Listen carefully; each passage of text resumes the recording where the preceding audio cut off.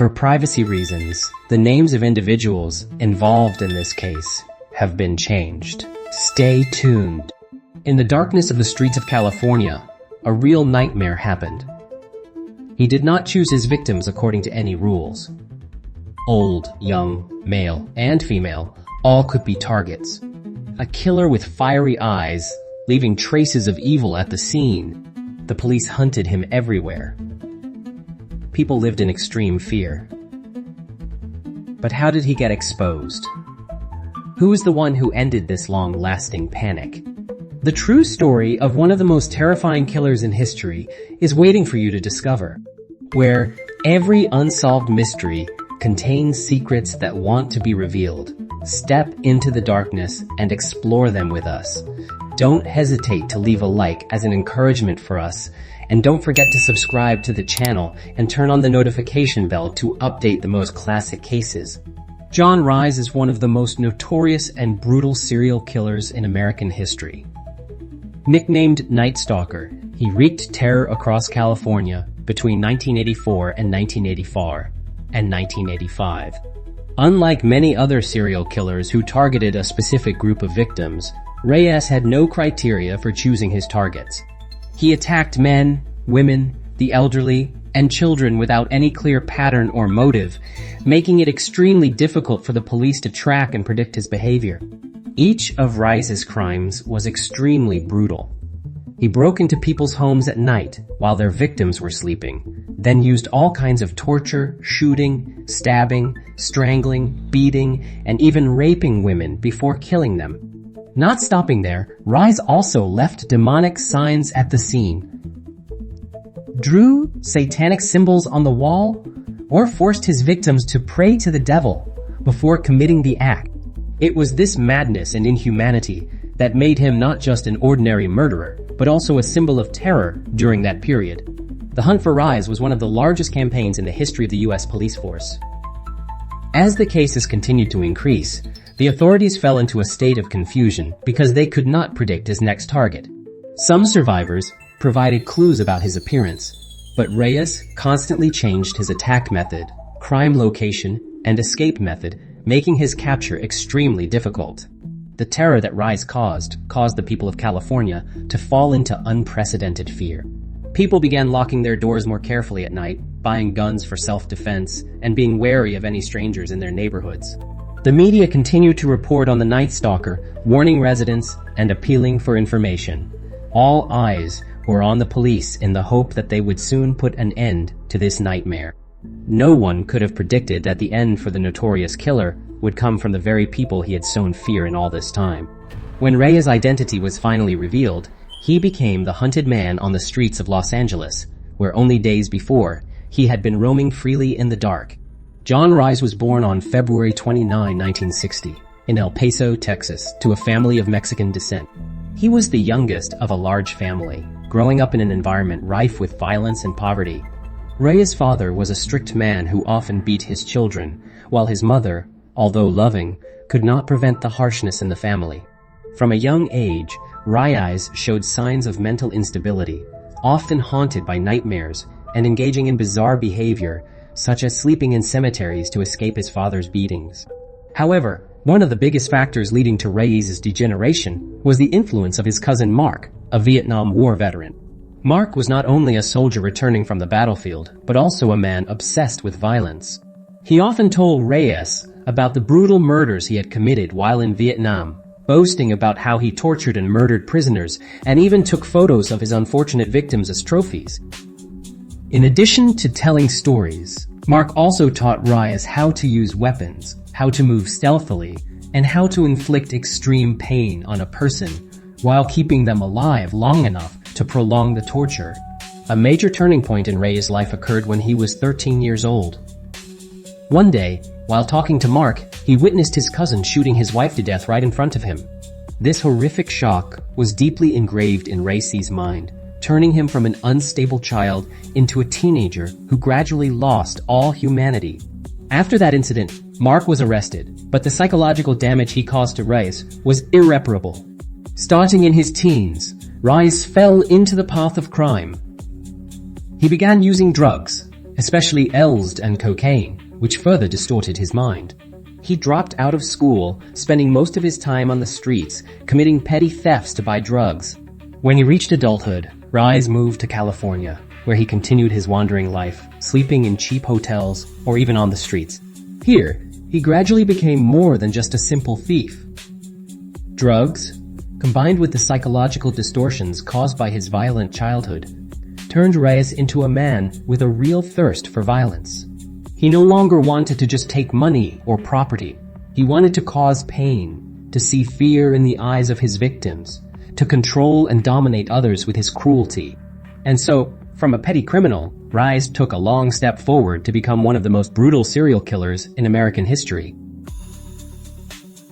John Ramirez carried out a series of extremely brutal attacks, terrorizing Californians for more than a year. He did not follow a specific victim pattern, which made it difficult for police to find common traces between the cases. Ramirez's victims were of different ages, genders, and circumstances, from the elderly and young women to men. The only thing these cases had in common was the brutality and randomness of the killer's methods. Ramirez often acted in the early morning hours, when his victims were fast asleep and had little ability to resist. He broke into homes by prying open windows, breaking down doors, or even crawling through small cracks to sneak in. He was very skilled at breaking in, which made it difficult for police to identify traces at the scene. Unlike many other serial killers, who often used a certain method of killing, Ramirez was not limited by any method.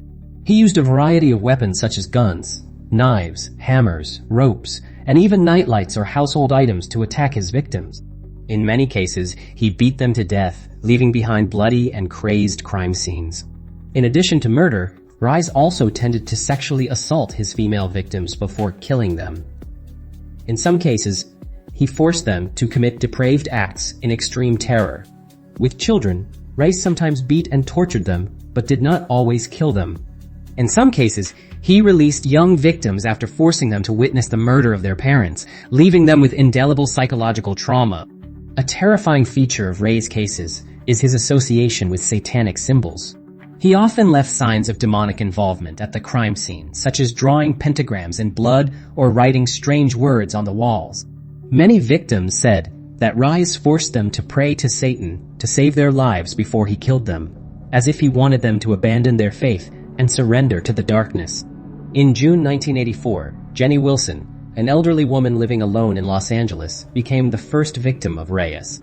He broke into her home in the middle of the night, beat her, and strangled her to death. The crime scene showed that the victim had been tortured before her death, but there was no sign of robbery. This was a sign that Ramirez was not only killing for material reasons, but also out of an uncontrollable thirst for blood. In March 1985, on a night in early March, Ramirez broke into the apartment of two young women in Monterey Park. He shot Linda Okazaki to death on the spot, then turned to Mia, Lian Yu, and shot her in the head. Fortunately, the bullet did not kill Yu immediately. Despite being seriously injured, she survived and later became one of the key witnesses who helped identify the killer. In July 1985, Ramirez became increasingly daring. One night, he broke into two homes just a few blocks apart. Both victims were elderly women who he brutally beat with a hammer and a knife. Miraculously, however, both survived and were later able to describe the killer to the police. This was one of the key turning points in the investigation, as the police began to build an accurate profile of Ramirez. In August 1985, Ramirez continued his string of crimes by breaking into the home of Matthew and Leila Nading in the middle of the night. He mercilessly shot both of them to death, then robbed them and fled. Not stopping there, throughout August, Ramirez continued to commit consecutive crimes, leaving the police unable to react. The brutality of John Ramirez left all of California in fear. The series of random murders without any apparent motive left no one feeling safe. Unlike other serial killers who targeted a certain type of victim, Ramirez did not discriminate by age, gender, or race. Anyone could be his next target. People began to increase security measures. Gun stores and anti-theft locks sold out in just a few weeks. Many families took turns staying up all night to keep watch, even erecting electric fences around their homes. Some people even evacuated the Los Angeles area to avoid becoming victims of the Night Stalker. Meanwhile, the police also faced enormous pressure from the public and the government. The Criminal Investigation Force was mobilized to the maximum. with hundreds of officers and detectives working day and night to hunt down Ramirez. They began to piece together the disparate cases, realizing that they were all the work of the same serial killer.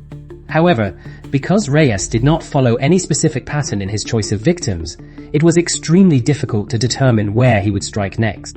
Amidst the prevailing fear, California waited each day in the hope that the police would soon put an end to this horrific crime spree. But Ramirez remained at large, continuing to inflict death and terror on anyone unlucky enough to be in his sights. Police began to track down important clues when they found Ramirez's fingerprints on the rearview mirror of a stolen car. This was a major breakthrough in the investigation, as the fingerprints matched his previous criminal record. Ramirez had a history of burglary and trespassing, so police quickly identified him. On August 31, 1985, authorities released Ramirez's photo to the media, from newspapers to television. The image of the killer spread throughout the state of California, causing both fear and anger among the people. Unaware that he had been exposed on the morning of August 30, 1985, Ramirez returned to Los Angeles from Arizona by bus. When he arrived at the Greyhound station, he got off with a leisurely appearance, not realizing that the police and the community were actively searching for him. Ramirez wandered around the neighborhood grocery stores and supermarkets, looking for food and drink. When he entered a store in Boyle Heights, he noticed something was wrong. The surrounding newspapers were filled with pictures and information about him. Some customers in the store recognized the serial killer. The whole city was hunting. A woman screamed, "It's him! It's the killer in the newspaper!" Ramirez panicked and immediately ran out of the store. He crossed several streets trying to find a way to escape. But at this time, dozens of people, outraged by his brutal crimes, were determined to chase him. Ramirez tried to run toward a residential area to find a place to hide, but the people quickly caught up. When he tried to steal a car, the owner and bystanders rushed in to stop him. One man hit Ramirez hard on the head with a metal bar, causing him to stagger. Others punched, kicked, and threw him into the street. Despite his struggles, Ramirez was no match for the mob. Eventually, a group of men pinned him down, pinning his arms and legs. They continued to beat him until the police arrived. By the time the police arrived, Ramirez was injured, his face bruised and bleeding from multiple head wounds. A police officer had to drag him away from the raging crowd. As he was handcuffed and loaded into a police car, Ramirez remained bewildered, unable to believe that a man who had terrorized California had been captured by the very people he had once considered his prey. The hunt for Ramirez had ended, marking the downfall of one of the most brutal killers in American history. In 1989, after a lengthy investigation and trial, John Ramirez was officially brought to court with a series of serious crimes. Specifically, he was charged with 13 counts of murder, 5 counts of attempted murder, 11 counts of rape, and 14 counts of theft. Ramirez's trial became one of the most expensive and lengthy in California judicial history, with hundreds of witnesses and evidence presented in court. Throughout the trial, Ramirez appeared completely indifferent and cold to the accusations against him. He did not express any remorse or emotion when listening to the survivors and relatives of the victims tell about the suffering he had caused. On the contrary, he smiled, showed a defiant attitude, and even made provocative statements. In a shocking moment in court, when asked if he felt remorse for his actions, Ramirez raised his head, looked straight into the media lens, and declared, "I don't regret it. I did it. I'm not afraid of anything. Hail Satan." His words caused outrage among the public. For the surviving victims and the families of the deceased, this was not only an insult, but also clear evidence of his cruelty and inhumanity. After months of debate between the prosecution and defense, the jury finally returned a verdict: death. The sentence received widespread approval from the public, who had followed the case with horror and outrage. However, like many other prisoners sentenced to death in California, Ramirez was not immediately executed. He was imprisoned at San Quentin State Prison, one of the largest death row facilities in the United States. During his time in prison, Ramirez remained arrogant and unrepentant. He received many letters from admirers, a strange phenomenon in serial killer cases. Some individuals even considered him a symbol of rebellion and deposited money into his prison account. Although Ramirez escaped the execution chamber, he could not escape death. In 2013, after nearly 24 years in prison, he was diagnosed with lymphoma. Although he was treated in the prison hospital, his condition worsened.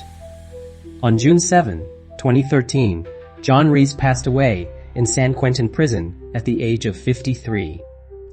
Ramirez's death closed a dark chapter in the history of American crime, but the wounds he caused are still deeply etched in the memories of his victims and their loved ones.